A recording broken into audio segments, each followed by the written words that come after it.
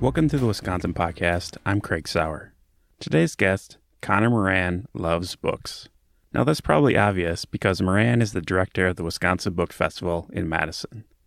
But after having a conversation with him recently, it's clear he really, really loves books. Moran began work for the Wisconsin Book Festival in 2013. While there are now book events throughout the year, the main Wisconsin Book Festival events will take place November 2nd through the 5th at the Madison Public Library and a few other venues in Madison.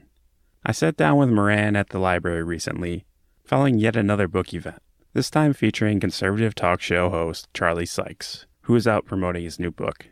In the conversation, Moran offers a few can't-miss highlights from this year's lineup and explains why public book events are a great place for public discourse.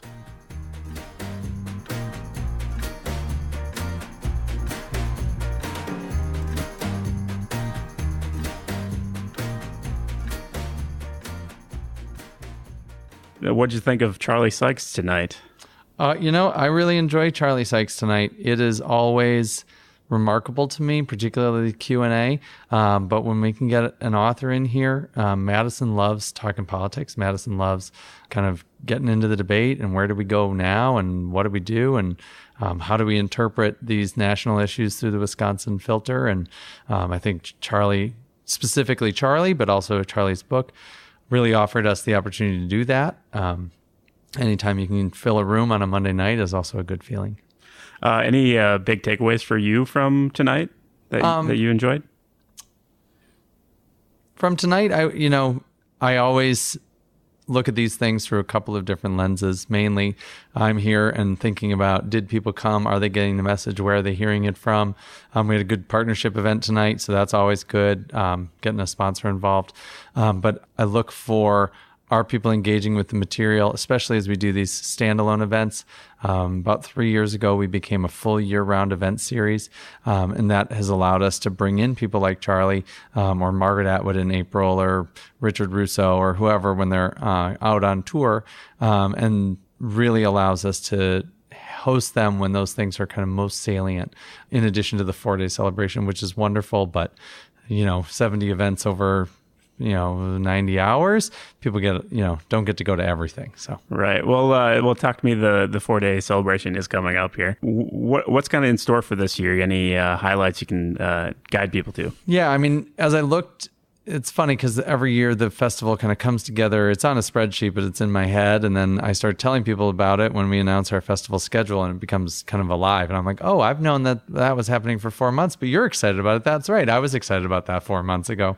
So looking at this year's festival schedule, I really kind of noticed as we started talking to the press and partners and the public about the festival events that we have something in almost every category of things you might read about in the news, things that are really top of mind right now. So we have an event on immigration, we have an event on policing, we have an event on North Korea, we have an event on gender equality, and numerous other things, climate change, you name it. And I didn't necessarily set out to do that at the beginning of the year.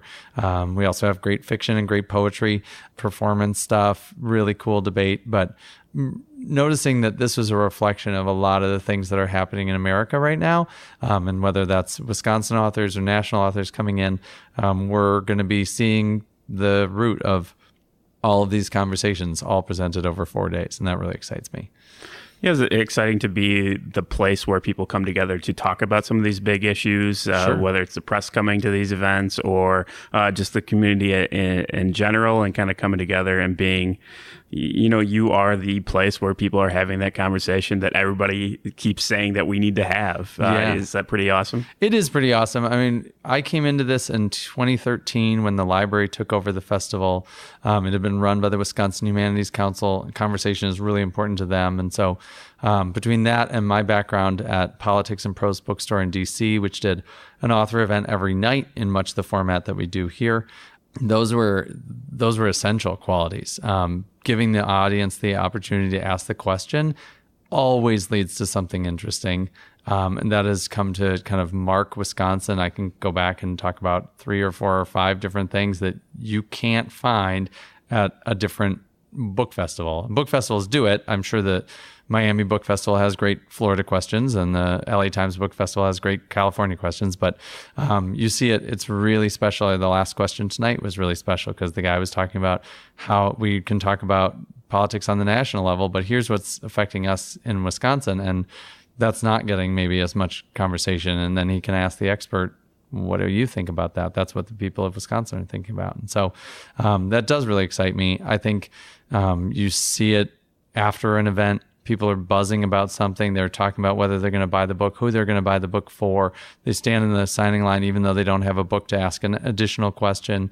For the 4-day festival weekend, you'll see people who are coming to the next thing, like stomp their foot because they missed out on something great. Or you'll see somebody who is going to go home, hear somebody who's excited about the next thing, and stay. And that's really what festival weekend is about for me, is that community, whether that's, regardless of what kind of books you read, you're all here to see these authors. You're all here to kind of experience this with other readers. I know multiple people who have become friends because they just see each other at these readings, and then they start sitting next to each other, and then they start having conversation. Next thing you know, they're making plans together. So yeah, it's a really special thing, and it's not the experience you get from other types of cultural events. Last year we had Daryl DMC McDaniel from the band Run DMC, and he wrote a very important book about his struggles with depression. It was 55 people. They were all incredibly rapt. They were all affected, and they were there for very different reasons. There were people who were there because they've dealt with the same issues, and there were people there because he was in Run DMC, and I love Run DMC. This guy came up with an album and was like, got to shake DMC's hand and was like, I've seen you 12 times. And Daryl said, yeah, and tonight you get to shake my hand. And that's the difference between going to a concert and going to a book event, is you get that connection. You get that opportunity to really get inside that person's mind. That, movies are great. I love going to a concert, but they don't quite offer the same thing. I know you haven't been around for the entire 15 years. This is Sure. the 15th year of the festival, but how has it changed over time? I think that I get that question every year. And every year my response is the same, which is it's always completely different. We're doing 80 different authors. Even if it's an author you've seen before, it's a new book or it's a new twist or they're on a panel about something else. You're never going to get just the same event 2 years in a row. And so, this is 15th anniversary, 16 times we've done this. People keep coming back. More people keep coming every year. And I think that's a testament to the fact that it's not repetitive. It's not, just like the same old, same old. Between now and the first one, I think it's more centralized. When we took it over, it was at 32 different venues over 5 days. Now it's going to be at 5 venues over 4 days. The number of days, is maybe a little less. But the 5 different venues means there's much more of a festival atmosphere. People are connecting. People are really seeing those things and, having those experiences I was just talking about. At the same time, probably the natural difference is that we have the experience now. We have... But even just in the 5 festivals that I've done, the quality and the level of the authors is higher. The quality and the level of the audience engagement is higher. We're selling more books. We're getting people like Nicole Krauss and Nathan Englander to come. We're also getting the best Wisconsin authors to come, and people are really seeking us out. And I know Dean Bacopoulos, who was the first director. I know Allison Jones-Heim, who's the second director. I'm the third director. And that's all. I mean, that's the whole thing, is who can you get and how do you do it? And it's a lot about relationships, and it's a lot about reputation. When I took over, I happened to know someone who works at C-SPAN, and they said, oh, that's so great. We've always thought about coming. And they didn't come my first year, and they didn't come my second year. The third year, we put together a festival and a lineup that was interesting to them.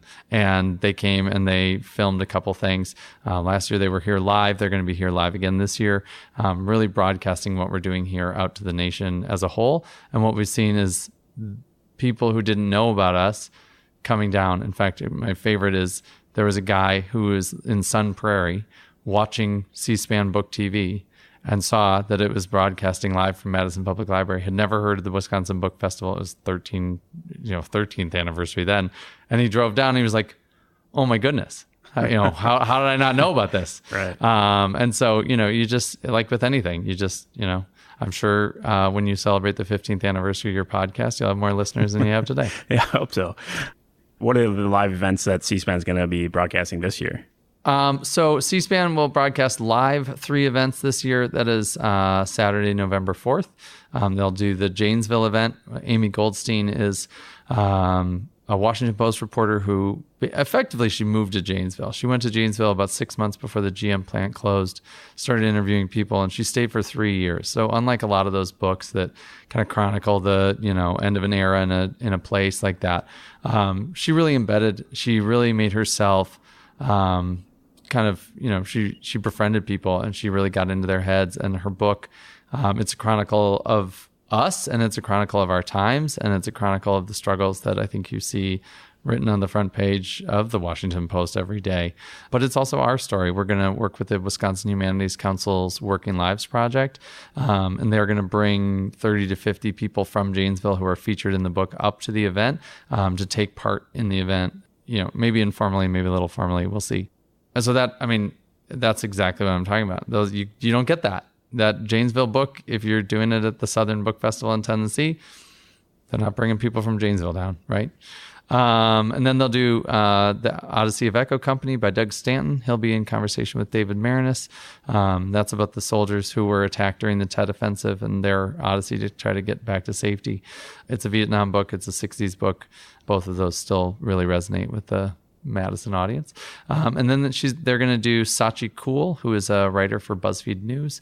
Her book is it's either called One Day We'll All Be Dead and None of This Will Matter, or with the strikeouts, it's called One Day This Will Matter. And her book is about life as a millennial, life as an Indian Canadian woman growing up in Canada, living in New York. It's, about politics. It's about relationships. And that's a 9:00 event. Tend to do something a little bit different at 9:00. So Sachi Cool is on Saturday. The night before, we have a guy, Joe Berkowitz, who's speaking about the world of competitive punning. The night before that is It Devours by the makers of the Welcome to Night Vale podcast. And so, the late night stuff always tends to be a little bit different, a little bit more laid back, and, a little fun. That kind of speaks to my next question, which is the audience of what you're trying to go out and get. Are you trying to get younger people involved? Is that like a problem of trying to get younger people to come to a festival? What kind of audiences are you bringing in or trying to bring in for the festival? Sure. I mean, my broadest possible answer is readers or people who are interested in something, right? You don't even have to read the book. You can come tonight. You care about politics. You just read on your phone. You can come hear Charlie Sykes speak. It doesn't matter that it's about a book, but it's about the access. When I took over the festival, 75% of the audience was over 55. That's a lot, right? Last year it was 48% was over 55. That's, in addition to the numbers going up, I feel like that's a win. I also recognize the majority of people who read are over 45. So I'm not going to, kind of go out of my way to try to do something for people who aren't reading. I have seen over planning 5 festivals that there are certain things that work with certain demographics, age groups, interests, professional interests or something like that. I try to be as broad as possible. So when I'm putting the festival schedule together, when I'm getting pitches from publicists or proposals from authors, or I'm going out and asking for specific people that I want, my 2 guiding questions are, is there a book? And even then, sometimes I'll have a little bit of wiggle room on. And what's the audience for this? Is there an audience in Madison? Or do I hope there's an audience? I've definitely done events where I was like, there should be more people here. And I, sometimes I'm like, more people told me they were coming. And sometimes I'm just thinking, wow, I really thought there'd be more people. You get into kind of a rhythm. You kind of find who you will come back, who will come to anything. But yeah, I'm always trying to say, what could be interesting about this event? How could we do this so that it's reaching somebody else? There's an event coming up that probably isn't a highlight on most people's list, but I'm sure that the people who are there will be a highlight for. It's called Faces of a Fish Empire, and it's about this food distribution company from Milwaukee called Empire Fish. If you worked in restaurants in Milwaukee. You've worked with Empire Fish. And it's this guy who is telling the story of his grandfather starting this Wisconsin company that exists today, that distributes to the best restaurants in Madison. And it's as much a love letter to his grandfather as it's a serious chronicle of what an industry looked like developing in the early 20th century and existing till today. No, I don't think that that'll get as many people as Janesville, but I think there's an audience for that, and I think so there's some people who might be interested. Well, it strikes me, there's a lot of books, there's a lot of authors involved in this. Do you read every book? I do not read every book. Sorry, America. No, I don't read every book. But I guess how do you like, what's that kind of speaks to like the process of this and the amount of people it takes to put something like this on. Sure. How do you go about kind of setting up this festival, picking the authors? How, do you want a specific amount of Wisconsin authors? Kind of what's the process of putting the puzzle pieces together? Yeah. So I'll say kind of two things. One is that there's an industry-wide, like, I guess we'll say process, for lack of a better word, where the publishing industry can kind of talk to you about a book, teach you about a book, let you know many things about where something is going to be placed, whether that's, on the Today Show or on the back page of the Financial Times or nowhere. And there are a lot of ways that they communicate those things. And so, learning those when I was working in an independent bookstore and doing events there is super helpful to me in my job. And some of that is just frank conversations with publicists who say, I think this is right for you, or you know what, you might want that, but I don't actually think that's going to do what you want it to do.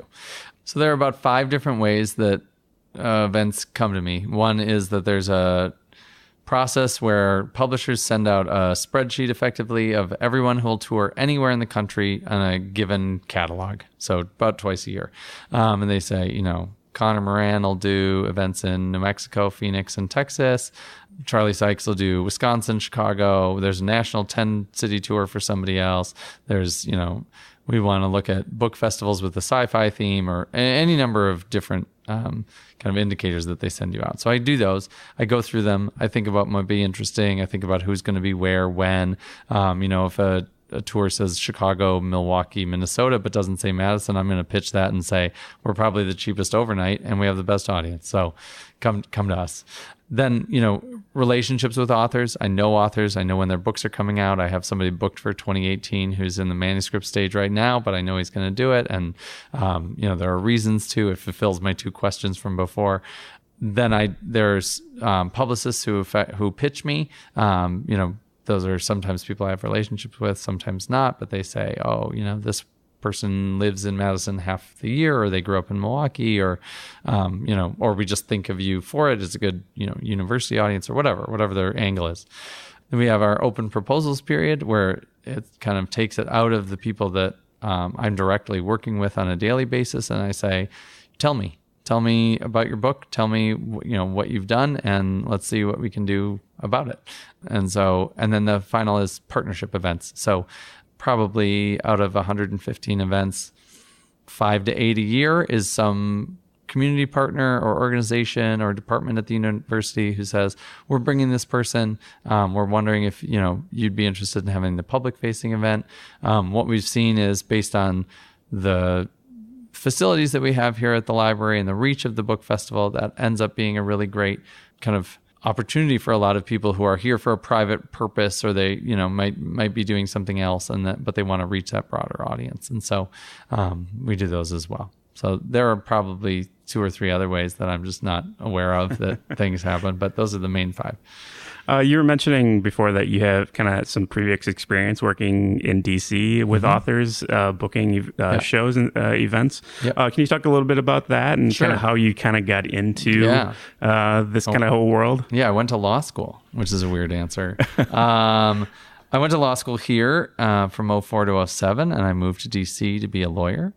And while I was there, it was the end of the second Bush administration, and they were just not filling the jobs, right? Like the last year of an administration, they're like, wow, leave it for the next guy. So there weren't a lot of openings. And it was one of those situations where I was out buying a birthday present for my wife, and I was in this bookstore, Politics and Prose, and I thought to myself, if I don't do it now, I'll never do it. I've always wanted to work in a bookstore. I have an English degree. I care about this, but if I go be a lawyer for 50 years, I'm not going to retire and open a bookstore, or I am, and I'm not going to know what I'm doing. Right. So I got a job there, and that's a miraculous tale in and of itself, but I got a job there and was there about maybe 6 weeks, maybe just a month. And I came home and I said to my wife, like, I know that I just racked up all this debt. I know that I went to law school and that was hard on everybody, but like, this is my job and like, this is what I want to do. And my wife, to her eternal credit, was like, oh, absolutely. I've known since the first day.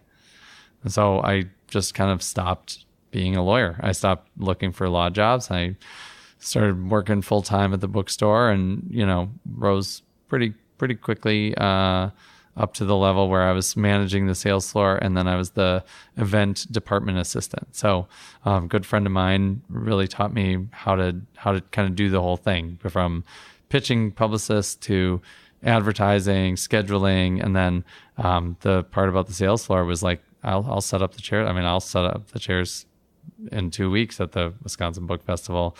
Everything, host the author, get the water, how to do the intro, how to do the signing line. And my wife was working in a restaurant. And so over 3 years, I probably did something like 1,000 events, real crash course. And to put that in perspective, I've been doing this job for 4.5 years. I haven't done 500 events yet. So, really just constant and fun and, great stories and, this skill. And then we moved back here and I didn't get a books job. I was working in nonprofits, and then long story, but I ended up checking the library website one day, which was out of character, let's just say. And this job was there. And I thought, I just saw it and said, that has to be, I have to do that. And luckily they believed me. What did your parents think when you abandoned the law school idea? Which parent? Well, I won't throw either one under the bus in case they, want to take issue, but one of them thought it was a really good option while I continued to look to be a lawyer. And that was definitely more out of like thinking I would be really good at it, not like you have to do this for whatever other reason. And the other one was like, oh, you like cracked the code. Like you figured it out. You figured out how to kind of like live your life with the purpose that, professionally with the purpose that you live it personally. So, where did that come from? Where did that? They were both supportive. Like that. I do not mean to say that I took more from one or the other. No, I gotcha. Where did it come from within you? Like, did you grow up with books? Like, why is it something that you felt the need to do? Yeah, I don't know. That's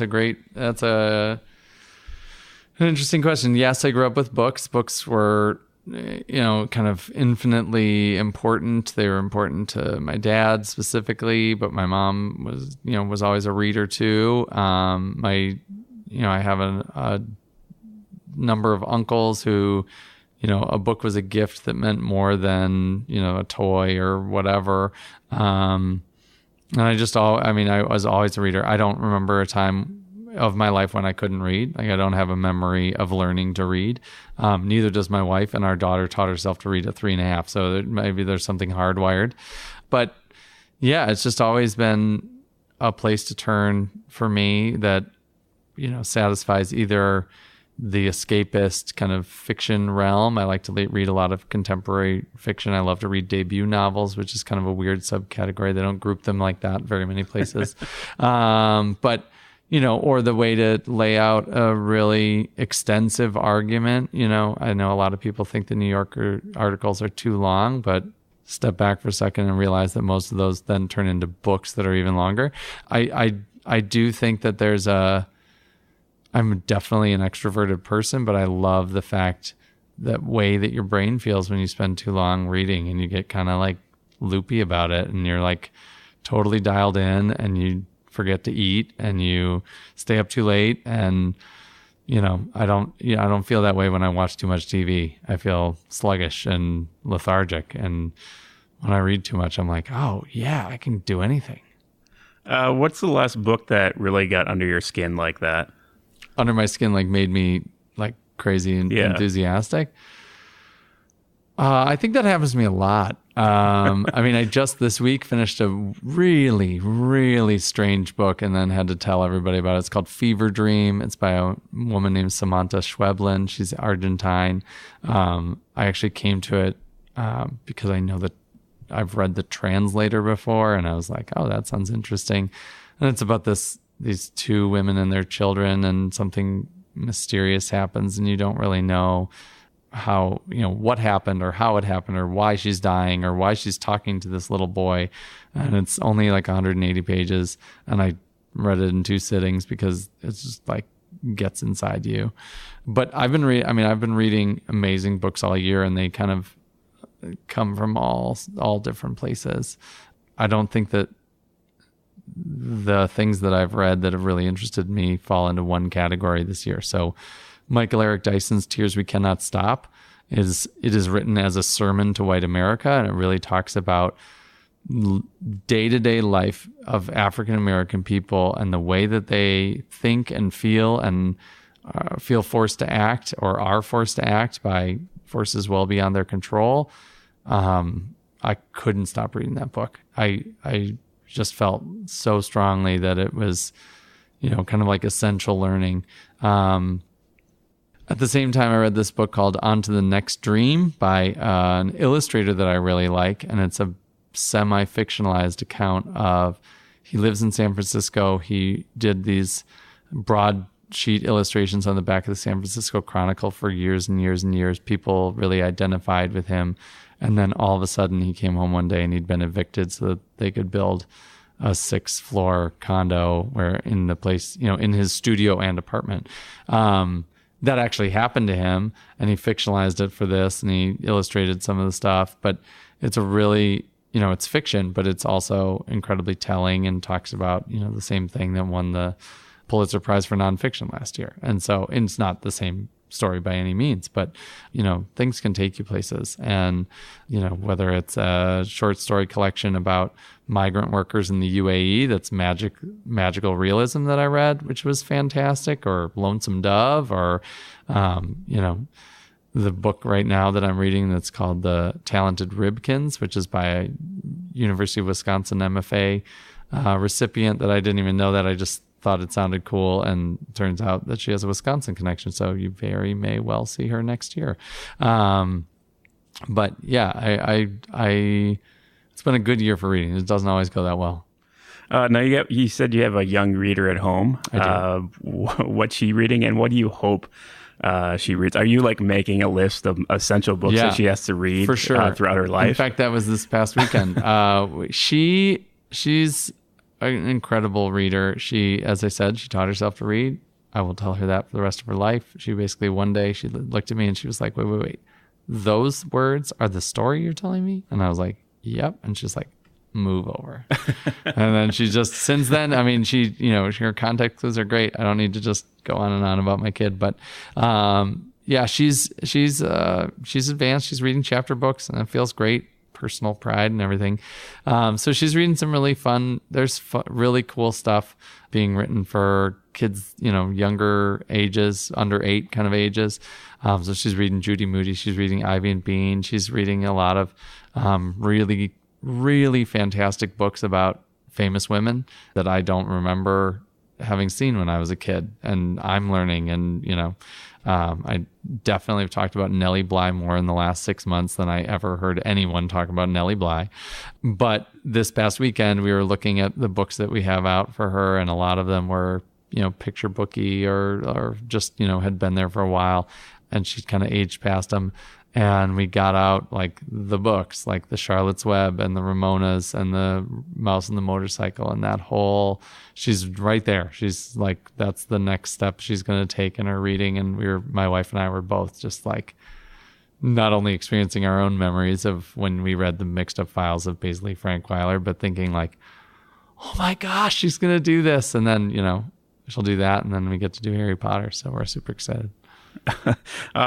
Those books that you mentioned, those had a big influence on you as a child. Some of those that. Yeah, those books definitely had a profound impact on me. I mean, I remember just reading every Beverly Cleary book, and I remember my cousin being like, those books are for girls. They're about a little girl, and me being like, you don't know anything about it, you know? Yeah, and I was a series kid. Like I got really into series. I got, okay, fine, Narnia and Ramona and those things, but you know, I just loved being able to revisit characters like that. I was not the kid who reread the same thing. I always wanted to read something new. And I remember the point where my mom was like, yeah, we can't keep going to the bookstore every week. We have to go to the library more often because you know, we can't do this. You know, I actually, at this point, I realized there's also this whole category of books that my parents don't know I read. Not that they're like bad, but just like those, I don't mean to be insulting to anybody, but like, they're the books you forget about. They're the books that you just like, oh, that one about the robot kid and then the whatever. And, you know, I have 5 or 6 memories of what those books are. And those are almost like, I couldn't even find it now if I went downstairs in the library and like spent the whole night looking for it. I wouldn't be able to tell you which one it was, but you're like, oh yeah, I just remember that scene. And the finding those books for yourself. I mean, you know, adults will help you. They'll set out all these books that you have to read, but the kind of the finding your way thing is so exciting and, you know, just fun to watch. I want to ask you a little bit about, you own a business with your wife called Table Wine. Yeah, it's hers. It's her business. Okay. Nice to talk to me a little bit about that business. I'm wondering, because you made this choice in your life to like do something that you loved by, you know, being involved in books. And was this something that your wife like really wanted to dedicate and passion and had for it? And is that something she wanted to do as well? And like, yeah, it was. I mean, we've been together a really long time. We met when I was 19 and we met when she was 19 too, but yeah, we just celebrated 18 years of being together. So we always had that kind of a drive to say like, we want to do something that's for us, and law school notwithstanding, that at the time was also for that reason. But yeah, I mean, we, like a lot of people, we did jobs we loved. We did jobs we didn't like so much. We did jobs that were fine. Being in DC, and she was running the best restaurant in DC for the time we were there. She was, you know, in different roles there. And I was at the bookstore in my different roles, and we were having a great time. And that was the end of our 20s, and that was fantastic. Ultimately, we decided to leave so we could come back here. And, you know, I'd like to think that we thought we'll live the lives we're leading now, but I know that we didn't think that. But we wanted to have a child, and we wanted some other things from the place we lived. It wasn't always apparent what those things were going to be that made us just get up in the morning and think like, yeah, I have a great job. I mean, if you talk to me again in 2 years, I'll tell you again, I have a great job. I love my job. I'll probably go toe to toe with anyone who says they have a better job in Madison. But, you know, she facilitated me doing what I wanted to do. And when it came time, when she kind of figured out what her thing was going to be, you know, it turned into entrepreneurship. It was specifically wine, and it was specifically in our neighborhood. You know, it took 2 conversations before I was like, knew the same thing, or 1 conversation before where she said, I want to do this. And I was like, oh yeah, great. And I'll do anything to, you know, kind of help her do that. We have a nice thing right now. You know, you always want to knock on wood when you say things like that, but yeah, it's wonderful. Do books, wine come together a lot in your lifetime? Sure, like after 8:30, and yeah. I mean, you know, I think like anybody, you'd probably be surprised at both how little we drink and how few books I actually get to read in a year. But yeah, I mean, I think that they're appealing for certain reasons. They're very similar. If you go to Table Wine and you think about a bookstore, you will see a lot of things that remind you of a bookstore. We have a bestseller shelf, we have staff picks. You know, I think that it works similarly for a lot of people. Has anybody ever asked you to pair a book with a wine? No. Though I don't think it would be. That'd be impossible. I don't think it would be hard. No? No? I mean, you could do definitely. I mean, maybe it's just me, but like I have music. I have music that I liked to listen to when I read something that when I listen to it now reminds me of having read that thing. Mm-hmm. I don't think, that would be hard. I don't think that would be hard. I think you could make a great table out of that at either type of store. So, well, why don't we try this? So what's your favorite book of all time? Well, there are probably like 6, and so that's fine. My favorite, like general consumption, like there's the sentimental one, and there's the one I like to read over and over, and there's the one that's like that challenged me. So the one that I usually recommend in that phrasing is The Secret History by Donna Tartt, which is about, it's basically it's not a whodunit, it's a why done it. It's about some college kids. And they're this like very tight clique, and they kill one of the members of the clique, and you find that out right away on the first page. And then the book is about why did that happen.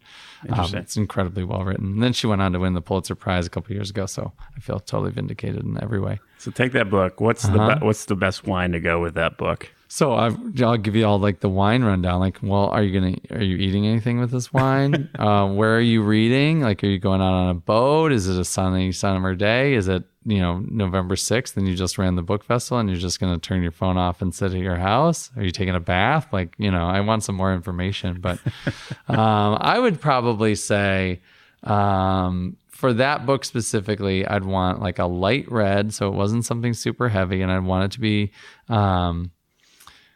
I'd want it to either be like a light red from California, because the main character starts out in California. So just, we're going to draw as many connections as we can, or like a really crisp and acidic Greek white, because studying Greek and the classics is a really essential part of it. And yeah. So I go one of those two ways. And then I'd say, well, which one do you prefer? I think you might have to start a blog on this. That sounds like I could probably, after like a year, just make my own book out of that. Yeah, there you go. Yeah. Is there anything else that I didn't bring up that you wanted to talk about, or that I didn't? I mean, the only thing that I would say is that if you're still listening to me talk at this point, I should mention some of the festival highlights. Yeah. We're really excited, obviously, about all 70 events. Each one is there for a reason, but I think that some particularly special evenings, in addition to the Janesville event and the Odyssey of Echo Company that I mentioned before, we're hosting the Midwest event for America, the Cookbook. This is by Faden, who put out the Silver Spoon Cookbook a number of years ago, and this is their look at American cuisine, top to bottom, east to west. We have some wonderful panelists coming in from across the country, and that's on Thursday night at 7 p.m. here at Central Library. The next night, the book by Angela J. Davis, Policing the Black Man, is, I think, one of the most, perfectly topical events at this year's festival. I really look forward to that Q&A and what we bring to that conversation. That's at 7:30. We have a number of wonderful fiction events throughout the festival. I call out just a couple of them, but specifically Paul Yoon. He's a writer who writes these marvelous, very, very thoughtful short stories. This book is called The Mountain. If you're a lover of literary fiction, you should do that. I'd also say Julia Glass, who will close the festival for us at 1:30 on Sunday, November 5th. Her book, 3 Junes, won the National Book Award. This is her newest novel, A House Among the Trees. I highly recommend people to come to that. And if you're listening to this after the festival, not too much after the festival, I'd also say if you missed the festival for some reason, or you want a little bit more afterwards, Alexander McCall Smith is here for his new #1 Ladies Detective Agency book, The House of Unexpected Sisters, on November 17th. Is there one event that means the most to you in this year's slate of activities that you personally are like, this is the one I cannot miss? So the one that I definitely will cop to having said, like, I'm going to host this, I'm going to sit down, is at 7:30 on Saturday. It's Paul Madonna, who is the author of that book about getting evicted. I've loved his book since the first time I went to San Francisco and went to City Lights, and my wife found his first book there. He put out 2 books this year, so he's coming for both of those, and he'll be in the Bubbler at 7:30 on Saturday night, and I will be there. In the course of you doing this festival, being involved in this festival, has there been a singular moment that you just loved or that you will kind of like always remember? Oh, there definitely are. I mean, they happen all the time. I've started to kind of like pull quotes out and text them to my wife when she can't be there. Some particularly noteworthy ones are we had Jonathan Safran Foer here in June for his book Here I Am, and we, for a number of reasons, we hosted it at the Gates of Heaven Synagogue, which is the fourth oldest synagogue in the country. And it was just, I mean, he was remarkable in every way, but also, summertime, the light starts changing late. So he'd gotten underway, and then the sun starts setting over the lake, and you can see it out the windows. And then the light inside kind of feels like it kind of comes up as the light goes down outside. And it was just one of the most remarkable book event evenings I've ever had. And there are definitely multiple, but the one kind of Wisconsin moment for me goes back a couple of years when Gail Sheehy was here for her book about her life as a political reporter and covering all sorts of different things over the course of her career. She appeared in conversation with David Marinus, and he turned to her and he said, "So you were with Hillary the day after Monica Lewinsky was on 60 Minutes. Tell me about that." And there was just kind of a beat in the room, and you can imagine like everybody was kind of on the edge of their seat. And Gail turned to him and she said, "Well, David, you were with Bill that day, so why don't we swap stories?" And I just stood in the back of the room and I kind of put my hands in the air like I'd, just kind of landed a gymnastics vault. And I was like, that's it. Like, that's the moment. That's what the Wisconsin Book Festival can do, because you don't necessarily get those two people together in the same room. And you did that night, and just the stars aligned, and it was like, magic. And then the responses were great. And, it was just one of those things that makes you say, like, this is why I do this. Looking forward a little bit, how do you think book festivals are going to change in the next 5 to 10 years? What do you kind of mean because of ebooks or something, or do you have everything's changing. I mean, the world's a digital place. C-SPAN's broadcasting some. We're going to be Facebook living events in the next year, a couple of years. Looking forward, where do you see the opportunities for book festivals, or how do you see it changing? Sure. I mean, I definitely think we could see that. I'm sure that there are people who are doing that, streaming the events or any number of things. I think those are good to get it out to more people. When I was at the bookstore, that was kind of when ebooks really started. I took a very I do this right now line. And my feeling was, they're going to be like audiobooks. They're going to find the people who want to do it. That's great. It's getting that information out there. Do I think that people are going to stop reading books? And I do kind of refuse to say paper books, because that's just what books are. Books are made of paper. Ebooks are not. Anyway, and that's, I think, following the industry, that's what we've seen. There's a certain portion of the population who really likes to read that way. People are reading more than they ever have, not necessarily books, but articles and listicles and whatever. So I don't think reading's going anywhere. And I still do. I mean, I think I talk about book events as cultural events so much because I don't think that changes. I don't see people coming up to me and saying, "Yeah, that's what I got when I read the book at home," or "That's what I got from the New Yorker piece." You really do see the connection, and you really do see people walking out and asking new questions and thinking new ways.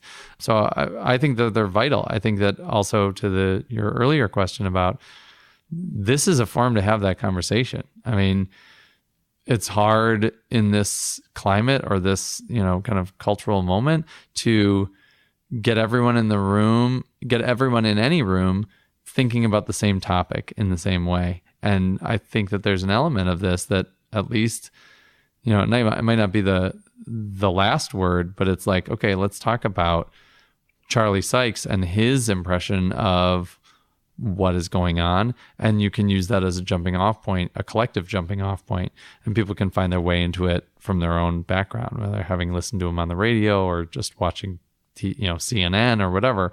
I think it does. It creates like a gathering point for people. And so, to the first point about streaming, I don't necessarily know. It doesn't feel wrong to me in any way, but I do have to say that there is something about being in the room. It's kind of like watching a movie of a play, I think, where you're like, yeah, no, I get it. And the performances are great, but it's just not quite the same as being there and watching the theater live.